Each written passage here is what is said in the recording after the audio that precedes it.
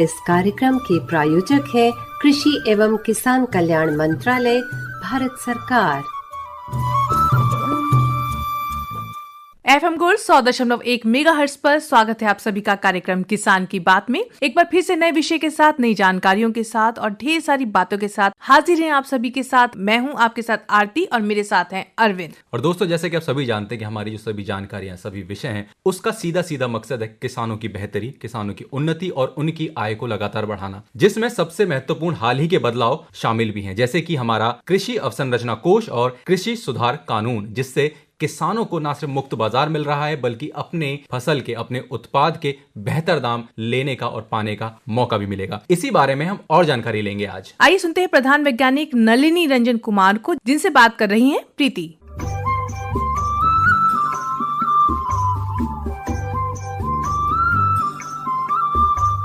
Gold के studio में हमारे साथ डॉक्टर नलिनी रंजन कुमार, प्रधान वैज्ञानिक। डॉक्टर साहब, पिछले दिनों भी हमने चर्चा की कृषि अवसंरचना कोष पर। अब जो प्रश्न मेरे दिमाग में आ रहा है डॉक्टर साहब, वो ये कि कृषि अवसंरचना कोष से कौन कौन से लाभ प्राप्त कर सकते हैं हमारे किसान मित्र? ये बहुत लिमिटेड नहीं है, सभी लोगों को इसमें अपॉर्चुनिटी दी गई है, चाहे वो किसान हो, चाहे किसानों का समूह हो, सेल्फ हेल्प ग्रुप जिसे कहते हैं, ज्वाइंट लायबिलिटी ग्रुप हो, फार्मर्स प्रोड्यूसर कंपनी हो, तो सबको ये फैसिलिटी प्रोवाइड की गई है, जिसके तहत वे इस फैसिलिटी का फायदा उठा करके इंफ्रास्ट्रक्चर डेवलप कर सके, ताकि किसानों को सहूलियतें दी जा सके, अनाज को स्टोर करने के लिए, उनकी फसल को प्रोसेस करने के लिए, उनकी फसल में गुणवत्ता सर्टिफिकेट देने के लिए, उनको सही गुणवत्ता देने के लिए, ताकि वो अच्छे मूल्य पर विदेशों में या देशों में जो बड़ी जहाँ भी बेचना चाहे बेच सकते हैं, और खुला बाजार है, कहीं भी बेच सकते हैं, आप कोई दिक्कत नहीं है। जी, तो बहुत सारे लाभ हैं, आपको इन सभी चीजों का लाभ उठाना है और आगे बढ़ना है। डॉक्टर साहब, आप हैं तो मैं सोच रही थी कृषि कानून पर भी थोड़ी सी चर्चा तो बनती है। हम आपसे ये जानना चाह रहे हैं, जब मौजूदा मंडी व्यवस्था सालों से ठीक से काम कर रही थी, तो इसे खत्म करने के लिए नए कानून की जरूरत क्यों पड़ी, और क्या इस कानून से कृषि विपणन प्रणाली में बड़े व्यापारियों का एकाधिकार नहीं होगा? ये चीज बहुत ही गलत है। इससे मंडी व्यवस्था को खत्म नहीं किया जा रहा है और ये बिल्कुल सही बात है। किसान मित्रों कंफ्यूज हो रहे हैं कि इस व्यवस्था से मंडी व्यवस्था उनकी खत्म हो जाएगी। इस कानून में क्लियर जिक्र है कि राज्य सरकारों द्वारा स्थापित एपीएमसी एक्ट के तहत किसी भी मंडी या मंडी से रिलेटेड कोई भी एरिया अछूती रहेगी, उसमें इस कानून का प्रावधान लागू नहीं होगा। तो मंडियां विधिवत रूप से पहले की तरह चलती रहेंगी, उसमें किसान अपने फसल को ले जाकर चाहे तो बेच सकते हैं, और उसको सरकार जितना पोषित करना चाहे राज्य सरकार पोषित कर सकती हैं, उसमें कहीं कोई व्यवधान नहीं है। इस कानून के तहत किसानों को एक अवसर दिया गया है, खुली छूट दी गई है कि वो मंडी में बेचना चाहे मंडी में बेचें, घर पे बेचना चाहे घर पे बेचें, गोदाम पे बेचना चाहे गोदाम पे बेचें, ताकि खरीदारों में प्रतिस्पर्धा हो। आज स्थिति यह है कि प्रतिस्पर्धा नहीं है, सरकार द्वारा कुछ लाइसेंसधारी आड़तिये हैं, उन्हीं को ले जाकर बेचने हैं। इस कानून के तहत खरीदारों की लंबी कतार होगी, बहुत सारे खरीदार बाजार में आएंगे, जिनके बीच में आपस में प्रतिस्पर्धा होगी। चूंकि संख्या बड़ी है तो इसमें किसी की मोनोपोली नहीं हो पाएगी, तो उन्हें ज्यादा मूल्य भी मिल सकता है, इसमें जो ज्यादा दे रहा है वहाँ बेच दीजिए। जी, वही तो फ्रीडम है। किसान को कोई रोक नहीं है कहाँ बेचना है, उनको जो ज्यादा मूल्य देगा उसको बेचेंगे, और आपकी उत्पाद में गुणवत्ता है तो उसको ज्यादा मूल्य देंगे, तो एमएसपी से भी ज्यादा मूल्य आपको खुले बाजार में मिलेगा और आपकी मेहनत की कद्र की जाएगी। तो कृषि कानून आपके फायदे के लिए है, इसे समझने की कोशिश बिल्कुल करें, और क्या क्या फायदे आपको मिल सकते हैं, कहाँ कहाँ क्या क्या बातें हैं, ये विस्तार से अपने हर कार्यक्रम में हम चर्चा कर रहे हैं। तो डॉक्टर साहब, आज के लिए इतना ही, लेकिन और भी बातें करनी है, हमारे साथ आप ऐसे ही जुड़े रहिएगा। धन्यवाद।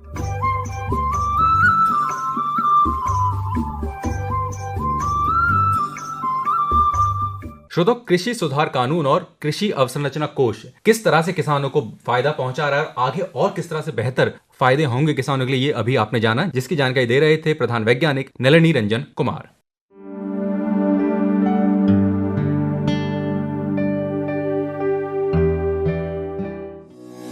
सरकार ने किसानों को उनकी उपज का बेहतर मूल्य दिलाने और ग्रामीण नौजवानों को स्थानीय स्तर पर ही रोजगार दिलाकर आत्मनिर्भर बनाने के लिए कृषक उपज व्यापार और वाणिज्य संवर्धन और सरलीकरण अधिनियम 2020 लागू किया है। मेरे देश का किसान जो उत्पादन करता था न वो अपनी मर्जी से बेच सकता था, न अपनी मर्जी से जहां बेचना चाहता था वहां बेच सकता था। उसके लिए जो दायरा तय किया था वहीं बेचना पड़ता था। उस सारे बंधनों को हमने खत्म कर दिया है। इस कानून के तहत कृषि उपज की व्यापार की राह को आसान बनाया गया है। एपीएमसी के साथ साथ किसानों को विकल्प के रूप में एक और माध्यम से व्यापार करने की आजादी मिल गई है। इस अधिनियम के तहत अनाज, दलहन, तिलहन, फल, सब्जी, नट, मसाले आदि के उपज का व्यापार करना आसान हो गया है। इसके साथ साथ डेयरी उत्पादों, बकरी पालन और पिगरी से संबंधित उत्पादों के व्यापार में भी आसानी हो गई है। साथ ही जानवरों के चारे, कच्चा कपास, कपास के बीज और कच्चे जूट आदि का भी व्यापार हो रहा है। अब किसान और व्यापारी एपीएमसी मंडी परिसर के बाहर भी व्यापारी, निर्यातक, प्रोसेसर और रिटेलर आदि से खरीद बिक्री कर सकेंगे। ये व्यापार उत्पादन स्थल, संग्रह, फार्म गेट, कारखाना परिसर, वेयरहाउस, साइलो, कोल्ड स्टोरेज आदि जगहों पर किए जा रहे हैं। इस अधिनियम में व्यापार करने के लिए कई विशेष प्रावधान किए गए हैं, जैसे व्यापार क्षेत्र में जिस व्यापारी के पास पैन कार्ड हो वो किसान या किसी दूसरे व्यापारी के साथ व्यापार कर सकता है। उत्पादक संगठन, एफपीओ या कृषि सहकारी समितियों के पास व्यापार क्षेत्र में व्यापार के लिए पैन कार्ड की भी जरूरत नहीं है। कारोबारी लेन देन और भुगतान के लिए इलेक्ट्रॉनिक ट्रेडिंग सुविधा का प्रावधान है। इससे लेन देन में पारदर्शिता के साथ साथ इसका पूरा रिकॉर्ड भी दर्ज रहता है। इस अधिनियम का न्यूनतम समर्थन मूल्य से कोई लेना देना नहीं है। किसानों को एमएसपी मिलता रहा है और इसके तहत खरीद जारी रहेगी। मंडी व्यवस्था भी पहले की तरह जारी रहेगी। एपीएमसी मंडी के बाहर किसी भी ट्रेड एरिया जिसमें इलेक्ट्रॉनिक ट्रेडिंग भी शामिल है, किसानों को कोई भी शुल्क या सेस नहीं लगेगा। इस अधिनियम के किसी भी प्रावधान का उल्लंघन करने पर व्यापारियों पर जुर्माने का प्रावधान है। वाद विवाद और मतभेदों के निपटारे के लिए सुलह बोर्ड का प्रावधान है, जिसमें किसान स्थानीय एसडीएम के पास अपनी शिकायत कर सकते हैं। किसान अपने मोबाइल से भी इस व्यापार को अंजाम दे सकते हैं। कृषक उपज व्यापार और वाणिज्य संवर्धन और सरलीकरण अधिनियम 2020 किसानों की आजादी का अधिनियम है। किसान अब अपनी फसल कहीं भी किसी को भी बेच सकते हैं। किसान अब किसी पर निर्भर रहने के बदले बड़ी खाद्य उत्पादन कंपनियों के साथ पार्टनर की तरह जुड़कर ज्यादा मुनाफा पाएगा। सशक्त अन्नदाता, आत्मनिर्भर भारत।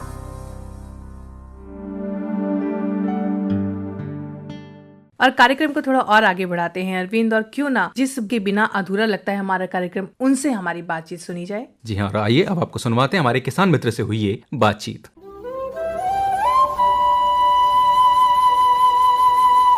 किसान की बात हम सब के साथ।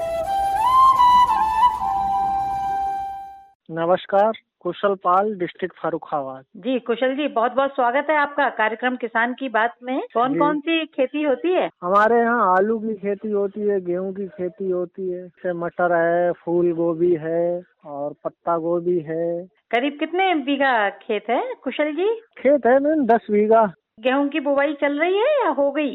चल भी रही, हो भी गई। कितने बीघा में इस बार गेहूं बोया है आपने? 5 बीघे में। अच्छा कुशल जी, एक बात आपसे पूछना चाहेंगे, एक किसान होने के नाते ये जो बिल सरकार ने आपके लिए सरकार लेकर आई है, इनके बारे में आपके क्या विचार हैं? मेरे तो विचार यही है मैम, अब किसान जागरूक हो गया, खुद जाके अपना फायदा ले सकता है, हर जगह जाके ऑनलाइन सर्विस भी हो गई, हर चीज का रेट भी पता कर सकता है। जो बीच में आड़ती लोग होते हैं वो मतलब फायदा वो ही खा जाते हैं, तो अब उनके पास जाने की जरूरत नहीं। अब किसान इतना जागरूक हो गया, वो खुद बात कर सकता है और लेने वाला है वो भी खुद आ सकता है।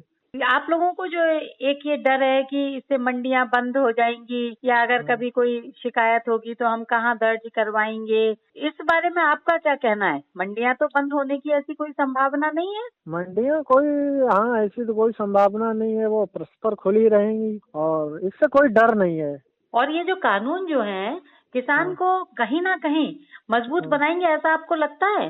किसान तो अब व्यापारी के भूमिका में इसलिए नहीं, अब किसान तो खुद जागरूक हो गया, वो खुद जाके हर चीज को पता कर लेता है। व्यापारियों के पास खुद जाके आड़तियों के बीच में नहीं जाएगा, मुनाफा इससे बढ़ेगा किसानों को, वो डायरेक्ट जा सकता है व्यापारी के पास और व्यापारी यहाँ खुद भी आ सकते हैं। व्यापारी खुद आके हमारी फसल को देखकर उसका मूल्य निर्धारित करके वो लोग खरीद सकते हैं। ये जो कानून आए हैं इसका समर्थन करते हैं।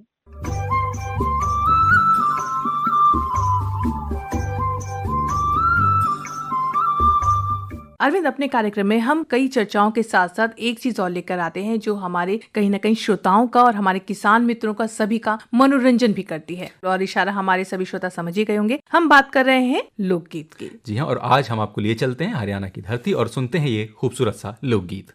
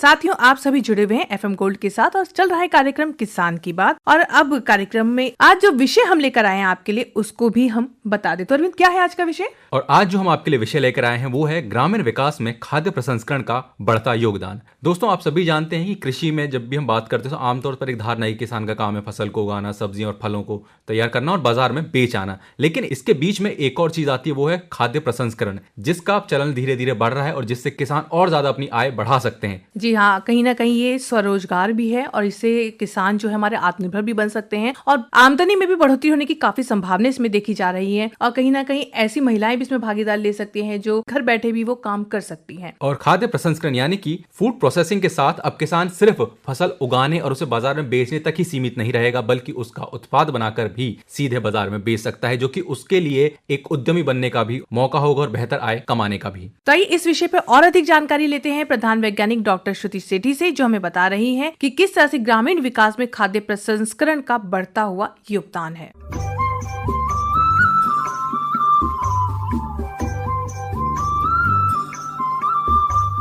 खाद्य प्रसंस्करण बहुत ही महत्वपूर्ण विषय, और जब हम इस विषय की बात करते हैं तो डॉक्टर श्रुति की याद आती है। अगर हम किसानों की आय को दुगनी तिगुनी चारगुनी और आगे बढ़ाने की बात करते हैं तो ये बहुत ही अच्छा विषय है जो उभर के आता है, और खास करके इसमें महिलाओं की भूमिका भी बहुत अहम होती है। डॉक्टर श्रुति हमारे साथ स्टूडियो में। डॉक्टर श्रुति, बहुत बहुत स्वागत करते हैं आपका। धन्यवाद।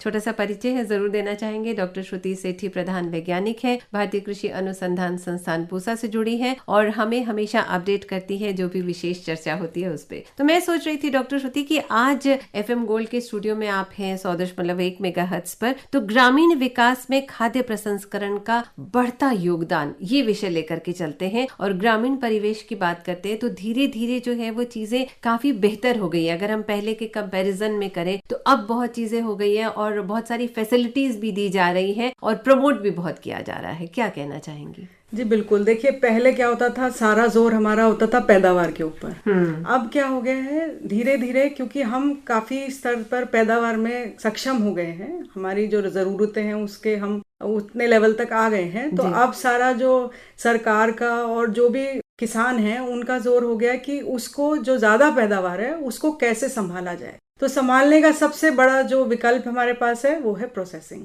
तो उससे क्या होगा कि प्रोसेसिंग जो भी उनकी पैदावार है वो हम टाइमली, मतलब बिना उसको वेस्ट किए टाइमली उसको अगर प्रोसेस कर देंगे तो हम आमदनी, जैसे आपने कहा, दुगनी चौगनी कर सकते हैं किसानों की। तो किसान भाई या महिलाएं, जो घरों में महिलाएं हैं, वो भी कर सकती हैं, साथ दे सकती हैं। जैसे कहें कि हमारे उतना हमें समय नहीं मिलता है इसका, तो महिलाएं बिल्कुल बराबरी में भागीदारी कर रही हैं इसमें। अब तो महिला किसान दिवस में आप देखेंगे जोर शोर से महिलाएं आके प्रोत्साहित हुई हैं और बहुत योगदान देती हैं, बिल्कुल अवार्ड लेती हैं। हमारे पास भी संस्थान में कई महिलाएं आती हैं जो चाहती हैं कि वो अपना कुछ व्यवसाय शुरू करें, वो भी अपना हाथ बटाना चाहती हैं, अपने हस्बैंड्स के साथ अपनी फैमिली में और ज्यादा योगदान देना चाहती हैं। तो ये एक बहुत अच्छा विकल्प है उनके। सब मिलके जब करते हैं ना तो इनकम भी बढ़ती है और काम भी आगे आगे जाता है, तो अच्छा लगता है इसमें। अच्छी बात ये है, आप देखेंगे कि आजकल जो उनके हस्बैंड्स हैं वो बहुत सपोर्ट करने लग गए हैं। जैसे हम कहते हैं ग्रामीण महिलाएं थोड़ी सी पिछड़ी रहती हैं, लेकिन आजकल ऐसा नहीं है।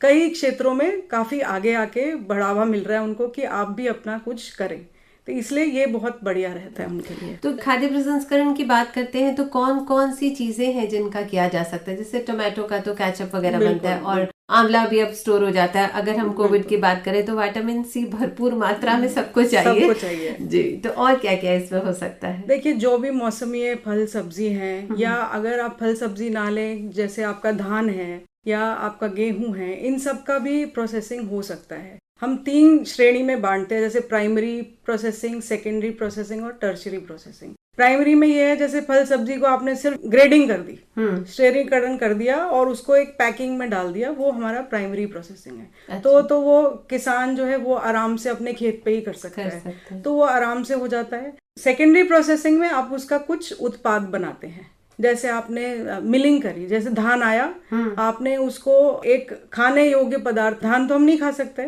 इसलिए अगर उसको हम सफेद चावल में, या आजकल ब्राउन राइस बहुत प्रचलित है क्योंकि फाइबर की मात्रा ज्यादा होती है, तो उसमें अगर तब्दील कर दें तो वो भी एक बहुत अच्छा व्यवसाय हो सकता है। तो ऐसे कई सारी चीजें, या मौसमी फल सब्जी है, जैसे आपने टमाटर की बात करी, आंवला हो गया, गोभी है, आलू है, आलू के चिप्स की देखिए कितनी बड़ी इंडस्ट्री है, मशरूम है, जो भी आपकी जल्दी खराब होने वाली फल सब्जी है उसका आप उसी टाइम पे कर सकते हैं प्रोसेसिंग। अगर हमारे किसान मित्र इस दिशा में सोचे और वो करना चाहते हैं तो सबसे पहली चीज होती है कि आपको क्या क्या चीजें चाहिए, रिक्वायरमेंट क्या क्या है आपकी।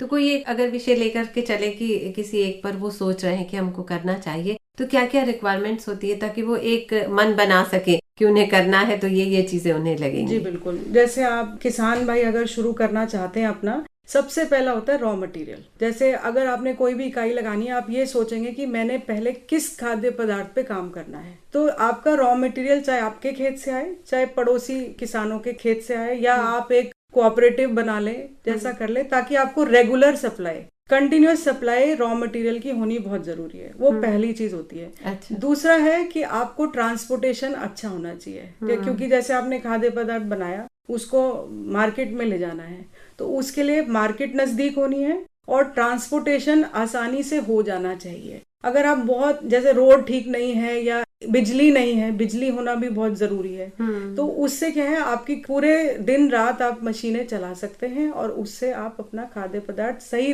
जगह पे पहुंचा सकते हैं टाइमली। क्योंकि कई बार क्या होता है, आपने जैसे हम ताजा फल सब्जी की बात करें तो उनको आप सुबह सुबह हार्वेस्ट करेंगे और आप चाहेंगे कि 2 घंटे में वो मार्केट पहुंच जाए, ताकि उसकी जो आपने थोड़ा रेस्पिरेशन रोका हुआ है, उसकी क्रियाएं रोकी हुई हैं, तो वो सही स्थिति में उपभोक्ता तक पहुंच जाए। पेरिशेबल होती है जल्दी, हाँ जल्दी नष्ट हो जाती है। जैसे कई आसपास के गांव है, वो आजादपुर मंडी अगर भेजना है तो सुबह 4-5 बजे वो उसको हार्वेस्ट करते हैं और आजादपुर मंडी तक आ जाता है वो 2-3 घंटे में। और अब तो खुला बाजार है, बिल्कुल, अब तो समय बदल गया है जी, किसान रेल रेल भी चल पड़ी है, तो किसानों के लिए बहुत बेहतर सुविधाएं और साधन उपलब्ध कराए जा रहे हैं सरकार की तरफ से। हम यही चाहेंगे कि आप बिल्कुल आगे आएं और इन सभी में भाग जरूर लें, और जो भी आपका इंटरेस्ट है, जिसमें आपकी रुचि है, आप उसी दिशा में जा सकते हैं। फिर डॉक्टर श्रुति, हम यहाँ ये भी कहना चाहेंगे, एग्रीकल्चर इंफ्रास्ट्रक्चर फंड की बात करते हैं, जैसे हमने कहा पेरिशेबल चीजें हैं, खराब हो जाती हैं, भंडारण की व्यवस्था नहीं हो पाती है, तो वो भी आप चाहे तो अकेले भी कर सकते हैं, लोन भी मिल जाता है, सब्सिडी भी है,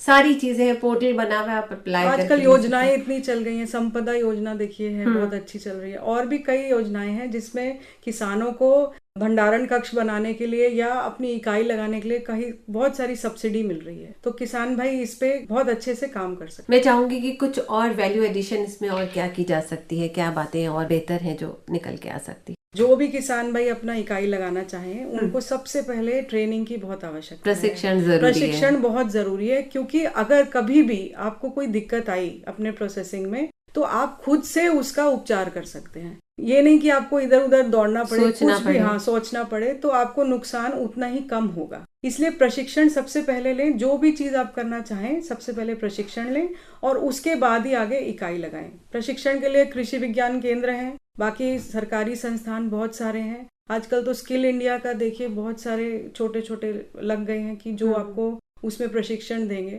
तो किसान भाई बहुत सोच समझ के जिस राह पे चलना है, उनको जिस तरफ प्रोसेसिंग करनी है उसी तरफ का ध्यान रखें और उसका बहुत प्रशिक्षण लेना सबसे पहले जरूरी है। प्रशिक्षण के बाद अगली बात क्या आती है? फिर FSSAI के लिए कोई भी इकाई लगाने से पहले आपको रजिस्ट्रेशन कराना है। ये बहुत महत्वपूर्ण है, हाँ। क्योंकि जो भी इकाई जो भी फूड प्रोडक्ट में डील करता है उसको सबसे पहले रजिस्ट्रेशन कराना जरूरी है FSSAI में। उसके बाद ही आप अपना एक लोगो आएगा FSSAI का और 14 नंबर का आपका एक कोड होगा जो आपके उत्पाद के पैकिंग के ऊपर प्रिंट होगा। जब तक वो प्रिंट नहीं है आप मार्केट में बेचना मतलब लीगली अलाउड नहीं है। तो इसलिए पहले FSSAI से रजिस्ट्रेशन कराएं और उसके बाद ही आप कुछ भी प्रोसेसिंग शुरू करें। खाद्य प्रसंस्करण एक बहुत ही महत्वपूर्ण विषय है जो उभर के आ रहा है और मैं चाह रही थी कि इस पर विस्तार से चर्चा डॉक्टर श्रुति से हो रही है। डॉक्टर श्रुति हमें सारी चीजें बता रही हैं और फायदा बहुत है। कोई विशेष फायदा जो आपको लग रहा है? देखिए, फायदे सबसे पहले तो मौसमी जो भी चीजें हैं उसको आप प्रोसेसिंग करके उसको स्थिरता ला सकते हैं। जो भी जल्दी खराब नष्ट हो जाते हैं, जैसे अभी हम पेरिशेबिलिटी की बात कर रहे थे, तो वो हम उनको बचा सकते हैं। उससे क्या होगा, आपको इकोनॉमिक लॉस कम होगा, किसानों को आय ज्यादा हो जाएगी। फिर आप डाइवर्सिफाइड प्रोडक्ट बना सकते हैं, मतलब कि एक जैसे टमाटर है उससे 6 प्रकार के प्रोडक्ट बन सकते हैं। टमाटर आप 2 रुपए में बेचोगे मार्केट में, किसान जो बेचेगा, लेकिन आपको केचप जो है वो 70 रुपए किलो मिलेगी। या कोई अचार या डब्बा बंदी कर दें उसका तो 110 रुपए का डब्बा बंदी मिल सकता है। उसकी प्रोसेस में उतना खर्च नहीं आता है ना, तो प्रॉफिट जो आएगा ना वो ज्यादा आएगा, उससे आमदनी बढ़ जाएगी। फिर आप रोजगार दे सकते हैं अपने जो भी यूथ आगे तो रोजगार अपने खेतों पे ही कर सकते हैं आप, उससे भी आपको फायदा है। फिर आजकल एक है कि आपको ये निश मार्केट बोलते हैं जिससे बहुत अच्छे डिफरेंट टाइप के पदार्थ जो उपभोक्ता मांग रहा है, जैसे रेशा युक्त, लाइकोपिन युक्त, प्रतिऑक्सीकारक युक्त चीजें, तो किसान भाई उसमें भी विविधीकरण कर सकते हैं कि कोई भी नया उत्पाद बनाए जिससे मार्केट में जिसकी डिमांड है उससे ज्यादा उनको आमदनी होगी। तो इन सभी बातों को बिल्कुल आप ध्यान में रखिए और जो भी आप चाहें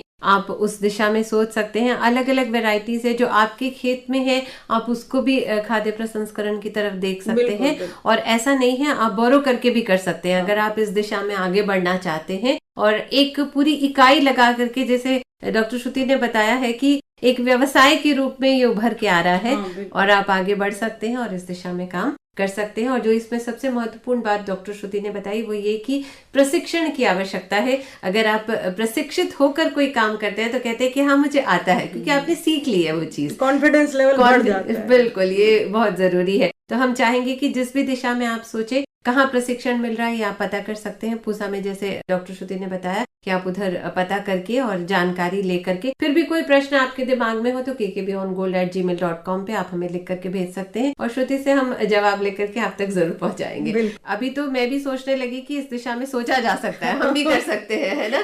जरूरी नहीं है कि आपके लिए किसान होना जरूरी है, हम आगे बढ़ सकते हैं। महिलाओं में वैसे भी एक आर्ट होता है कुकिंग का, तो वो बहुत अच्छे पदार्थ खुद अपने जैसे generation to generation pass on होती है ना नॉलेज, वो उससे बना सकती है। और कोविड के दौरान तो मैंने देखा है कि ये बिजनेस बहुत उभर के आया है क्योंकि ऑनलाइन मार्केटिंग भी बढ़ गई है। आप घर पे कुछ बनाइए, कुछ नई चीज सीखिए और उसको ऑनलाइन मार्केट कर दीजिए। बिल्कुल, तो अब तो सारी चीजें ऑनलाइन उपलब्ध हैं और आप कर भी सकते हैं और सरल हो गई है, जिंदगी बहुत सरल हो गई है। और आपका बहुत बहुत धन्यवाद। प्रीति को दें इजाजत, नमस्कार।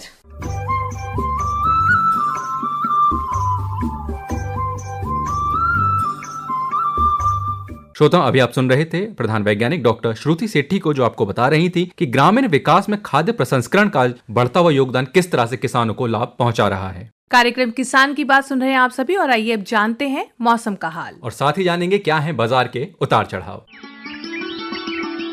मौसम की दस्तक किसान के घर तक। ग्रामीण कृषि मौसम सेवा कृषि भौतिकी संभाग से प्राप्त सूचना के अनुसार दिल्ली और इसके आसपास के गांवों में सप्ताह के दौरान आसमान में हल्के बादल छाए रहेंगे। दिन का अधिकतम तापमान 27 डिग्री सेल्सियस और न्यूनतम तापमान 10 डिग्री सेल्सियस रहने की संभावना है। बादलों की स्थिति 2 ऑक्टा रहेगी। सापेक्षिक आर्द्रता अधिकतम 90% और न्यूनतम 50% रहने की संभावना बनी हुई है। हवा की गति 12 किलोमीटर प्रति घंटा रहेगी और हवा की दिशा पश्चिम उत्तर पश्चिम होगी। आने वाले दिनों में वर्षा को देखते हुए सभी फसलों में सिंचाई तथा किसी प्रकार का छिड़काव न करें। चलो पगडंडी से मंडी। आजादपुर मंडी से प्राप्त सूचना के अनुसार फलों और सब्जियों के भाव प्रति किलो की दर से कुछ इस प्रकार हैं। सेब 120 रुपए प्रति किलो, अमरूद 42 रुपए, मौसमी 46 रुपए, अनानास 30 रुपए प्रति किलो की दर से बाजार में उपलब्ध है। वहीं अगर हम बात करें सब्जियों की तो तोरई का भाव है 30 रुपए प्रति किलो, सेम आप ले सकते हैं 50 रुपए प्रति किलो में, कटहल उपलब्ध है 25 रुपए प्रति किलो में, बीन्स यानी फली उपलब्ध है 35 रुपए प्रति किलो के भाव से। ये था आज का बाजार भाव।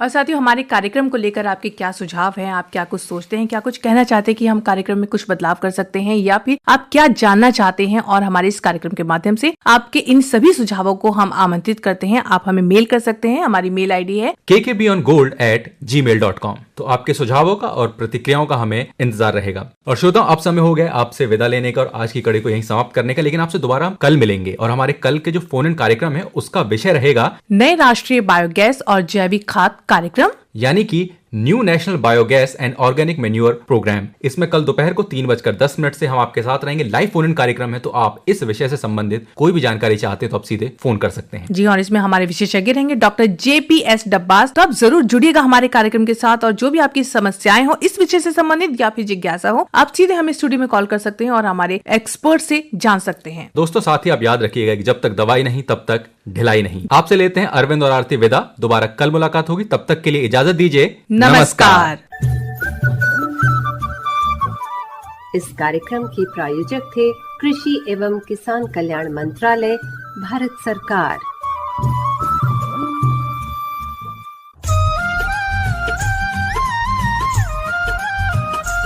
ऐसी नई नई तरकीबें अब हमको है चुननी, ऐसी नई नई तरकीबें अब हमको है चुननी। लक्ष्य हमारा हर किसान की आमदनी दुगनी, लक्ष्य हमारा हर किसान की आमदनी दुगनी। ऐसी नई नई तरकीबें अब हमको है चुननी।